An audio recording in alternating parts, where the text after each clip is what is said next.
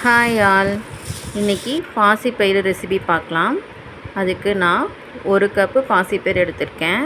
அதை நல்லா கழுவி சுத்தமாக எடுத்துட்டு குக்கரில் தண்ணி சேர்த்து பாசிப்பருப்பு சேர்த்துட்டு கொஞ்சமாக உப்பு சேர்த்துக்கலாம்.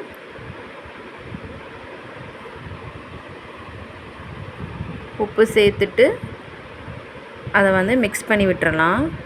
மிக்ஸ் பண்ணிவிட்டு 3 விசில் விட்டு எடுத்துக்கலாம். விசில் அடங்கினதும் ஒரு பவுலுக்கு மாற்றி வச்சுக்கலாம். பூண்டு இது மாதிரி தட்டினதுக்கப்புறம் அப்புறம் இஞ்சி தட்டி எடுத்துக்கலாம். இஞ்சி பூண்டு விழுது தான் சேர்க்கணும். நெக்ஸ்ட்டு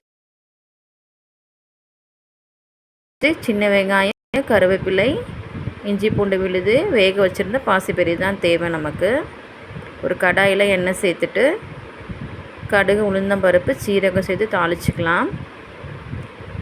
கடுகு பொரிஞ்ச உடனேயும் இஞ்சி பூண்டு விழுது சேர்த்துட்டு மிக்ஸ் பண்ணி விட்டுட்டு கருவேப்பிலையும் வெங்காயமும் சேர்த்துட்டு பொன்னிறமாக வர வரைக்கும் வதக்கி விட்டுக்கலாம்.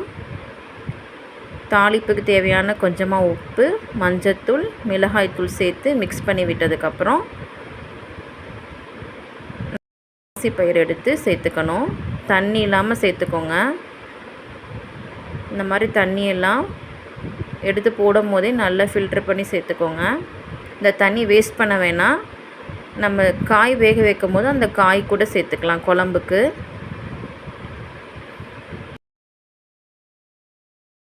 கொத்தமல்லி தழை சேர்த்து எடுத்துக்கலாம்.